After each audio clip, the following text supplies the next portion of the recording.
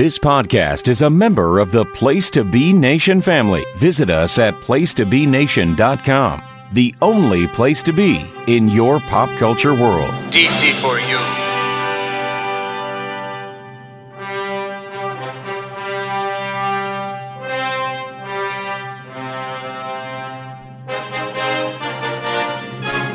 DC4U.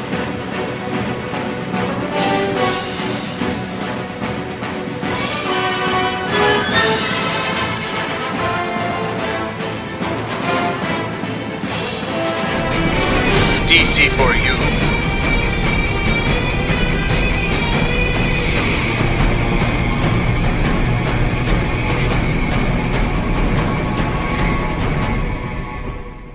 DC4U. Welcome back to another exciting edition of DC4U right here on Place to Be Nation Pop, the only all DC Comics podcast here on the Pop Network. And as usual, I am your host, Russell Sellers, joined by the manager, the owner, Todd Weber. How's it going, now, Todd? that's just telling tales out of skew, Russell. Yeah, it is, but, we break kayfabe here occasionally. But kayfabe is over. DC Post-Crisis Management ended months ago. Okay, all right. So that was kayfabe. So, yeah, I am the owner, but much like Vince McMahon, I'll just kind of pretend that I'm not and talk about these things as though I'm just a regular panelist here at Place to Be Nation Pop. But just out of curiosity, if you were to sum up life for a certain group of people, how would you do it?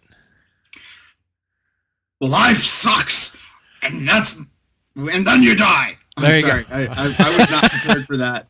It's been, of course, here on DC4U, it's been a few months since the hard-traveling fanboys spoke of such foibles, but yeah. It is, but it's always funny. It's not fair. You're expecting me to be ready to that's not do me. My Vince McMahon impression on the fly. That's not fair. That's not fair. We always have a good time here, though. Vince McMahon impressions are welcome anytime, and they can come out of nowhere, much like a good RKO, which is exactly how I would describe the topic of today's show, is a spectacular RKO delivered out of nowhere, and that would be, of course, Todd, I think you described this as your favorite comic at one point, Justice League of America number 200 from March of 1982. This is my favorite single comic book of all time, and which is funny because it's one of the, first 20 comics I'd ever read in my life, so it peaked early. So there is that familiarity bias of, this is one of the things that got me into it, so I love it so much. But it stands the test of time, and then you look at its historical perspective. This is a more than 30-year-old comic. 83? 1983? 1982. 1982. This comic and I are pretty much the same age. 37. Yes. 37 years in a row? Right? Hey, get back here. Yeah, get back here. Get back here. Stop following. I'm not going to follow this comic to the park, I promise. No. Why are these pages all stuck together? This is a great comic for so many reasons, but we'll go over them. But just imagine this being your first thing to get into this team. And I think that's what appealed to 10-year-old me, was that there was this lived-in universe. There was all this history, but it was still the Super Friends I knew and loved. And finding out their actual origin, the origin of the Justice League, is recapped here. And I think there was an actual origin story back in Brave and the Bold. There was the first team up, but then they kind of retconned the origin, and it's been retconned many times because this is a totally different continuity than what we have now. But that aspect, and then there was the hero versus hero aspect, which we're going to talk about. Kind of the first time I had ever been exposed to that as a comic reader. But again, 10 years old, you don't have a lot of expectations. I was lucky enough to have a neighbor give me this comic once. And Whoa. So that's how I would go over, and, you used to go to your neighbor's houses a lot more back in the old days. Sure. Before you found out about molestation and stuff like that. So your parents would just leave you over there and come back, kind of babysitting, I guess. And I would be reading this comic, and One day they just said, "Oh, you can just have it." All right, cool. Thank you for the $1.50 for this comic. Can you imagine? It's hard to, considering like how big this issue is. I mean, this is a 72-page book. I mean, that even by today's standards, occasionally you'll get those like 96 giant size, but this is a huge and dense book. There's so much going on in it, and all written by Gerry Conway, who is a guy who would like go on to have an even bigger career, and I believe co-creator of one of your favorite DC characters, Firestorm. Yeah, and I know it's a G, but I believe it's Gerry Conway. So I'm gonna, if you want to call him Gerry Conway, I won't correct you again, but I will say Gerry Conway just because that's my familiarity with it. But I have always pronounced it that way until I listened to the audiobook Slugfest inside the epic 50-year battle between Marvel and DC, in which the author continuously referred to him as Gerry Conway. So I started to wonder, given the in-depth reporting on this story, or the story that's being told in that book, I was like, have I been pronouncing it wrong this whole time? Is it actually Gary? So maybe that was just the audiobook reader? I don't know. Could be. Mr. Conway, if you're listening to this, we would love to get some clarification. We would love to know. Or maybe we could pass that along to our good, close personal friend, Mr. Ben Morse. Yeah, that is Ben's singular duty, is just to correct pronunciation of names. So, yes, Mr. Conway is co-creator of one of my top 3, I guess top 2 favorite characters, and that's Firestorm, the Nuclear Man, the original incarnation created in 1978 by Mr. Conway and Al Milgrom. And then after his comic folded after 5 issues, Superman brought him into the Justice League, and so he was kind of the younger member of the Justice League that gave the kids their own perspective. And personality-wise, it's not entirely unlike Spider-Man. He gives you that younger reader the perspective, the viewpoint that you relate to when you're younger. So I enjoyed Firestorm, and I liked his powers. And, apart from his weird marimba player sleeves, I do like the costume, too. This was... one of the earlier stories, I guess, with Firestorm, and he featured heavily in this issue throughout. And after reading it, I kind of think I started to see exactly why, young Todd would have been a huge fan of Firestorm, like how he would have been a character that you could easily relate to. And his power set is kind of cool, being able to transmute things and change their their atomic structure to become something else. So that's, as long as it's not organic, as long as right? It's not, and they they mentioned that a lot. That's our I'm nigh invulnerable when I'm blasting moment. As long as it's not organic, they go out of their way. So as long as there's no carbon, Firestorm can mess with it. And I started to really come around on the character of Firestorm in this issue as I read it, because this was my first time ever reading this issue. So it was kind of a revelation to me on several fronts. But we've kind of recapped that there was a recapping of the Justice League's origin at the beginning of this issue.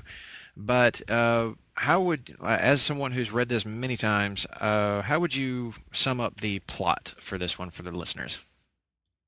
Well, out of nowhere, the original core Justice Leaguers, and one character who I'd never even known about before this, and that's John Jones, depending. There it is again, the dubious pronunciation. I believe it's John Jones.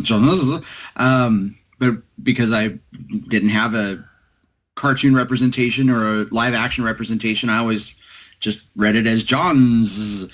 So anyway, he was a new character to me, and he starts off the issue by attacking Firestorm, raiding the satellite, and he's back from Mars. But you learn in the origin recap in the first 3 pages of the book that he's one of the core original founding members of the Justice League, and it turns out that all of these guys are possessed. All the original Leaguers are possessed, and they are trying to neutralize the newer members of the League and collect, I believe they're collecting artifacts relating to the origin of the Justice League. That's what it turns out. So the newer Leaguers kind of after John Jones beats the crap out of Firestorm, who, Firestorm has some fire. It's a pretty good matchup, right? It would be a logical matchup. The newer members, the second generation of Leaguers, and that is Atom and Elongated Man, Green Arrow, Black Canary. Even though Green Arrow is not officially a member at this time, he was the first added member, so he has a long time history. You expect him to see here. Hawkman, Zatanna, and Red Tornado, not my favorite character, all get together and go, well, what's going on with these Justice Leaguers? They form a plan to separate into a one-on-one strike forces and intercept the original Leaguers, and then you get these chapters. Within the chapters are all written and drawn by, or not written, but all drawn by different artists, which is awesome. That's a specific thing about this book that I adore.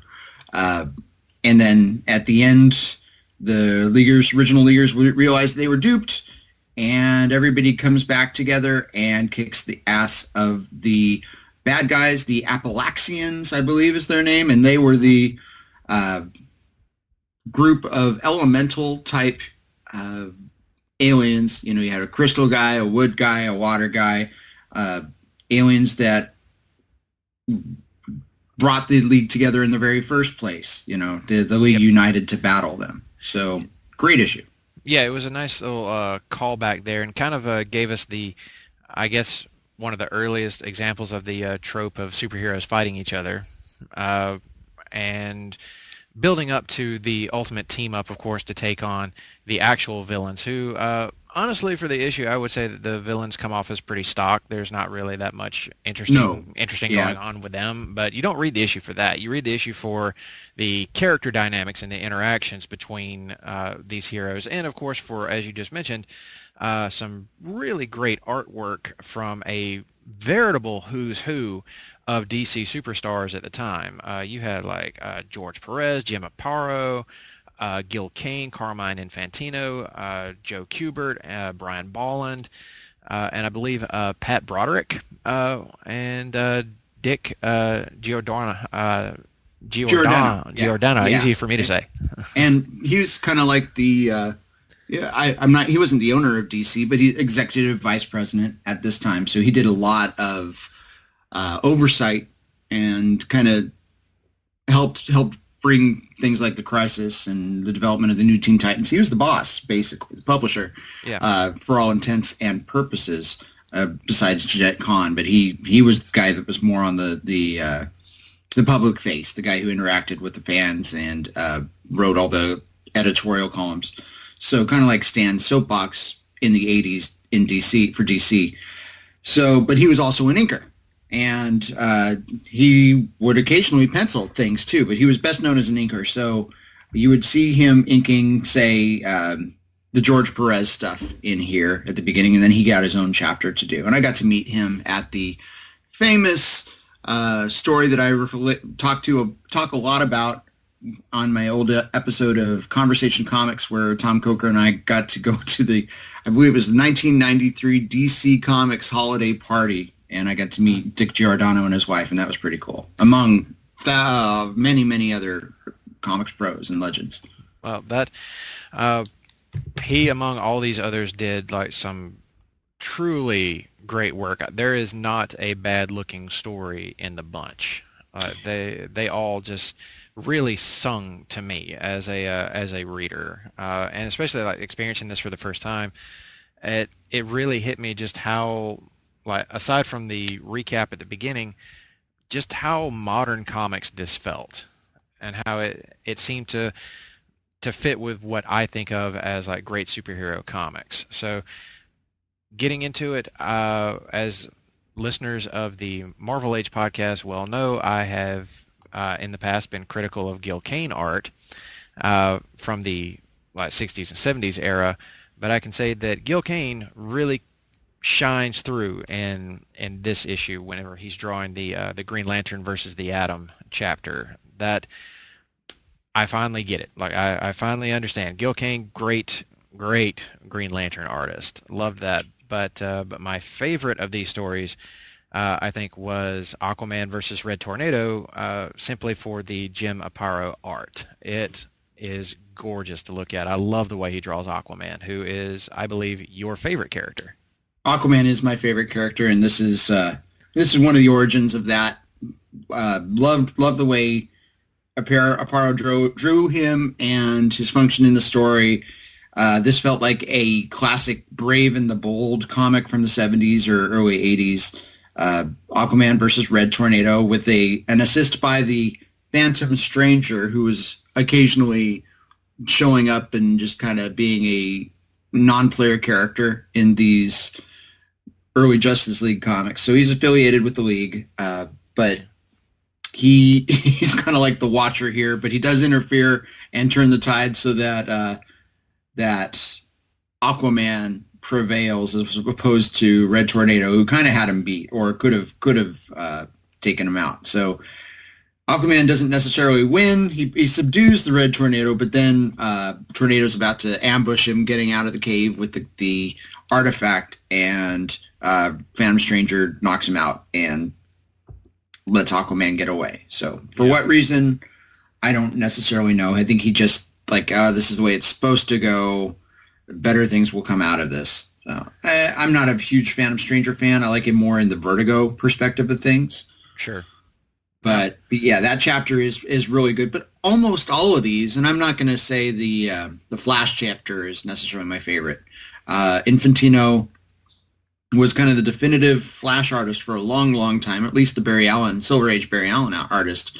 And once in a while, I would really like an Infantino comic, but generally the faces were too wide, and it was just art-wise, I never got it. But then you realize that he was a DC executive too. He kind of had a job for life. Yeah, he was one of those guys that was always he was more than just an artist. He was working the business side of it. He had a real mind for the business, as they might say. Now, and I can kind of agree with you on that. I didn't really care for his faces, especially some of the weird ways that he drew Elongated Man in this issue. Some of that really didn't work for me, although I do like the way he renders Flash a lot. But if you were to pick one of these chapters as your absolute favorite based on like art and of course on writing, since Mr. Conway wrote all of it, which of these really sings to you? Which one is the best one? Well, now you're asking me to pick a favorite child. I am. That's not fair. That's not fair. It's not fair. It's got to be the Green Arrow, Black Canary versus Batman, drawn by Brian Bolland. A rare interior art by Bolland, famous artist from The Killing Joke and Camelot 3000 and other things too. But mostly known as a cover artist. And this is just, the artwork is beautiful and clean. The line work is outstanding. And you get Batman being Batman, Green Arrow being Green Arrow. It's classic stuff. So I would reread that over and over. That 1, 2, 3, 4, 5-page story, 5-page chapter. I remember reading that over and over and over. That's my favorite part of this book. But it's, again, all wonderful. It's all Silver Age goodness, actually late Bronze Age goodness, pre-crisis. Probably, to me, this is the best, objectively the greatest pre-crisis comic book I'd ever read. And it's still my favorite comic book.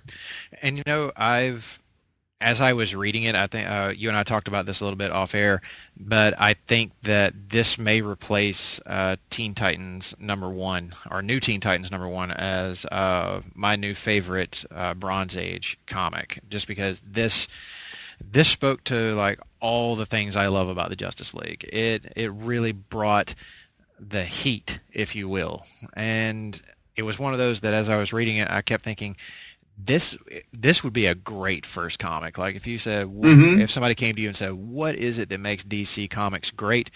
Put this book in their hands and say, read this and you'll see for yourself. This is it. And I'm glad you brought up the Brian Bolland art, because on page 41 of this issue is when you get that big splash page of Batman ambushing Green Arrow and Black Canary with the cape all furled out, and him like diving in to surprise them.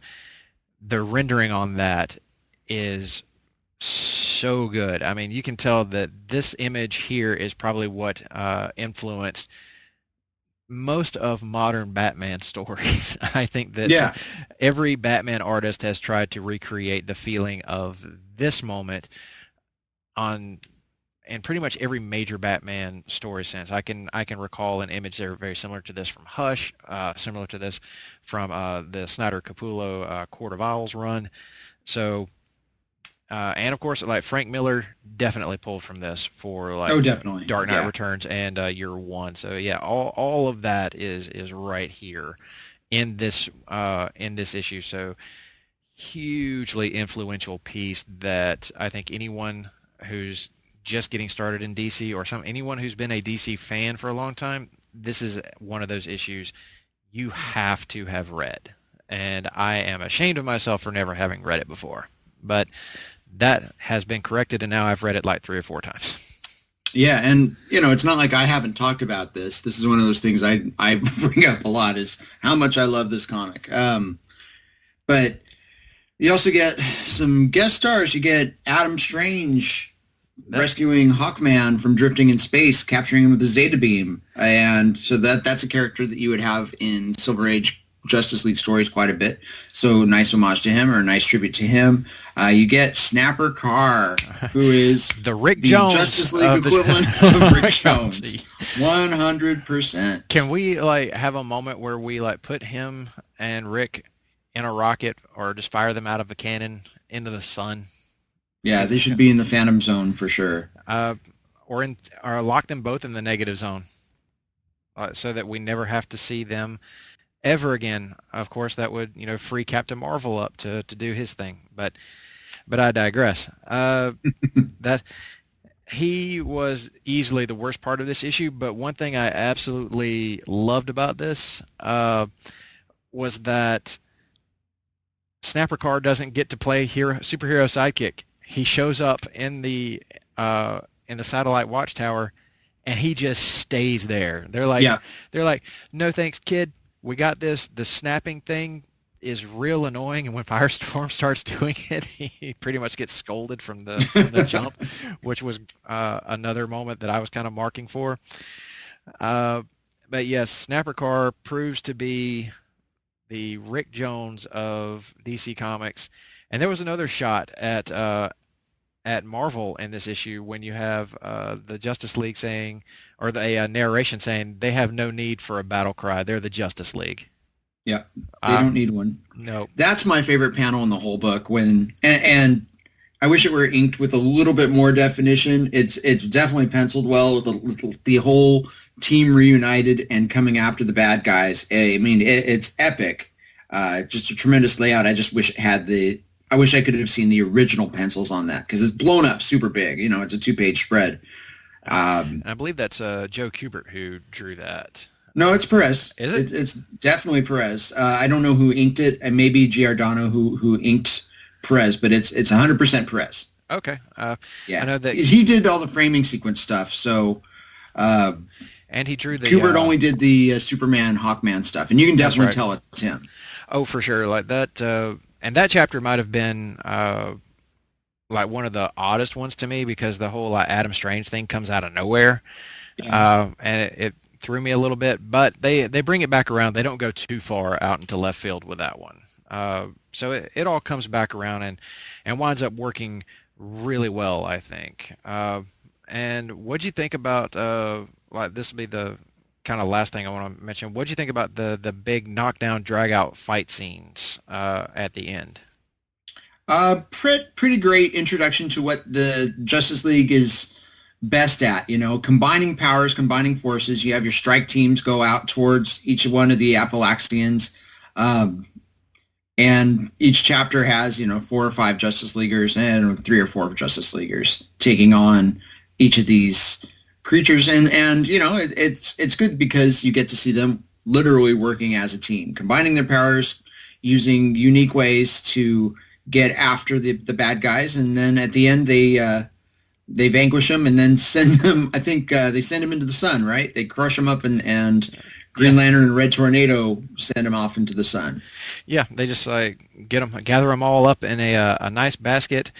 and are in a kind of this dome thing. Red Tornado, oddly enough, is there to help create a vortex for them to go from this little capsule into the sun, despite there being no like air, gravity, or anything for Red Tornado to really work with there. But we digress. It's the solar winds. I don't know. We'll run with that. That sounds fine to me. And yeah, I'm with you. I really liked the way this wound up, and the little tease there at the end about, is Green Arrow now just going to leave the team again after working so closely with him? I know that he's had his differences with everyone, but then he's like kind of there in that little last bit of panel. He turns around and says, "Nah, I'm just kidding. I'm in." And yeah, and again, comics, the timeline of comics is so funny, because you'd think that this would be a nice long-term situation. We only got another, 2 years of comics, of Justice League comics monthly, before they blew it all up and did the Detroit era. Yeah. So after Justice League Annual #2. All right, and well, I think that's. Is there anything else you want to add about this issue? Anything we haven't talked about? No. Why haven't you read this issue, people? Read this issue. I understand. I take that hit. I'll take that. Like, why haven't I read this? Pure neglect on my part. Pure neglectful ignorance, because I was that post-crisis DC fanboy who just kind of scoffed at the Bronze Age for so long, and for too long. But you know what? The DC Universe app is helping to correct a lot of this, because all those great classic comics are available right now, and that's how I read this one. So if you don't have a subscription to that service, try it out. Take the trial. I think that you'll be very pleased with what you find, especially if you're looking for a lot of comics to read. They have exploded the amount of stuff that's available there. So between that and all the video content, it's fantastic stuff. So I think that's about it for this episode, Todd. So I guess we should tell the people where they can find us and where they can comment on all this. Yeah, first and foremost, Place to Be Nation Comics on Facebook and join us there. Check out my Twitter, which is @ToddWeberGuitar, and that's pretty much it. But subscribe to Place to Be Nation Pop if you don't already. Rate, review, and like us. Absolutely, and of course you can hit me on the old Twitter machine and the Instagram machine @Russell_Sellers. It's same name to both. Of course, also follow the @PTBN Comics on Twitter and join the Facebook group and talk all sorts of comics with us, the Hard Traveling Fanboys, Greg and Nick, and of course join us for Marvel Age whenever an episode of that drops. We got all sorts of comic book podcasts, and Conversation Comics is back in the mix. It is. We are loving that, Todd. I love you and Tim going over X-Men comics. It's we're gonna double dip whenever Marvel Age finally gets there, but it's gonna be fun. Yes, yeah. I don't mind talking about Byrne Claremont era comics on multiple podcasts. It's going to be okay. Yeah, I don't think anybody should have a problem with that. They're wonderful. But in that case, folks, thank you for joining us for DC4U, and we will see you guys again next time.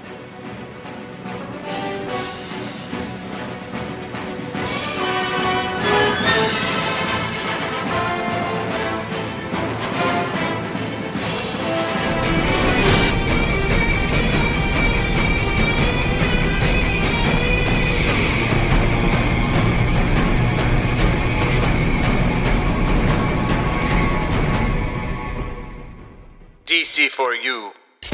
Promotional consideration paid for by the following. Place to Be Nations, JT Rosero and Chad Campbell here. We want to let you know that we have over 24 podcasts available on iTunes, Stitcher, Google Play, and PlaceToBeNation.com. We now offer them to you on 2 great feeds. On the Place to Be Nation Wrestling feed, we dive into topics running the gamut from today's WWE to the glory days of yesteryear and the ins and outs of the territory days. In addition to our full-length shows, we also deliver to you special pod blasts on topics old and new. The Place to Be Nation Pop feed is a veritable treasure trove of great content, offering tremendous shows covering the land of movies, television, life, comics, and sports, brought to you by the most knowledgeable and insightful folks in the podcast world. You can find all these great shows, plus archives of our past podcasts from over the past 8 years as well by subscribing to both feeds on iTunes. And while you're there, be sure to rate and leave feedback as well. All of these shows, plus others, available on PlaceToBeNation.com, where we cover pro wrestling, sports, movies, comics, plus in-depth search projects, and much more. Be sure to support our site by using www.PlaceToBeNation.com/Amazon when doing your online shopping. And we want to thank our friends at Boneheads, Wing Bar, ProWrestlingOnly.com, and TheHistoryOfWrestling.com as well. Be sure to follow us on Facebook, Twitter, Instagram, and Tumblr. PlaceToBeNation.com, the only place to be in your pop culture world.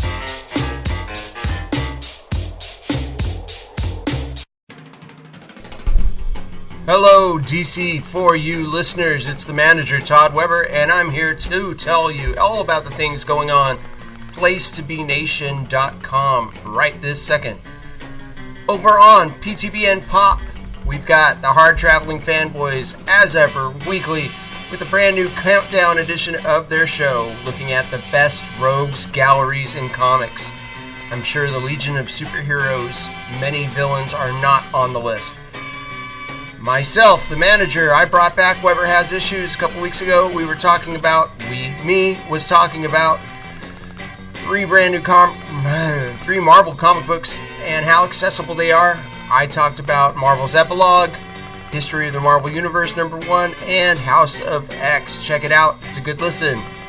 Over on Talkin' Pop, Jenny and Tim flipped the script by welcoming multi-show host and multi-talented Andy Atherton for a journey that touches on Andy's ventures as a podcaster, producer, screenwriter, bartender, DJ, and choreographer. Wow. Pop goes the movies, and the movies go pop when Andy and J. Arsenio D'Amato get together and discuss Once Upon a Time in Hollywood from our friend Quentin Tarantino. Brand new Sunday Groove just dropped. David and Andy Helene discuss their personal Desert Island discs. JT Rosero joined Andy Atherton to talk about Kevin Smith's Dogma in the latest and greatest episode of Laugh In Theater. DC4U last week talked about Justice League, the best stories, adapted media creators on the DC4U podcast. We also talked about the Snyder Cut. Greatest Song of the 80s tournament continues on Facebook. There are 6 polls a day posted. We're in round 2 right now. Get in on the action by searching Facebook for PTBN's Greatest Song of the 80s Tournament. Like the page. You'll get to vote every single day. Be sure to weigh in. Over at the Place to Be Nation wrestling feed of podcasts, SummerSlam 2019 was in the books. We have a pair of instant recap shows for you. On Chain Reaction, Nate, Scott, Jenny, and Brent broke down the weekend's events. And on the monthly PPV reaction show, Chris and Devin dive in and give their thoughts on the SummerSlam. Talking WCW is back. Greg, Tim, and Jenny dissecting a trifecta of matches featuring Rey Mysterio. Halloween Havoc 97, greatest match of all time. In New Wrestling Warzone, Chad and JT look into a memorable night of wrestling TV by examining the January 22nd, 1996 Raw and Nitro head-to-head matchup. On Main Event, Scott, Steve, and Nate talked SummerSlam and were joined by Pete Schermacher, Ben Zani to recap this year's Scenic City Invitational, the SCI. Ben and Pete also broke down the full 2019 SCI weekend on Row 1, Seat 1. We are your SCI headquarters. What can I say? On episode 2 of the Extreme 3-Way Dance, JT, John, and Jenny take a look at February 1994's The Night the Line Was Crossed. And on episode number 7 of You Don't Know Billy Jack, Drew introduces Jordan to Suruta versus Tenryu from June 5th, 1989. That was a long time ago. We also have our tribute to 1994 on the website, PlaceToBeNation.com. Lots of great content, movie stuff, baseball stuff, written content. Read. I know you can. Also, Draft Wars crew was back. We had SummerSlam matches. You can look at that article and choose your favorite. I voted for Jenny. Mention Glenn. And we also have the weekly walk around the web. Every Wednesday, Glenn Butler gives a litany of very interesting links for you to click on and read. Funny stories all. Check out our social media pages and message board at www.bigelow34.proboards.com for information on joining our GWWE pay-per-view and TV Match Ever project. Get in on the conversation today. Start researching your list. Bye.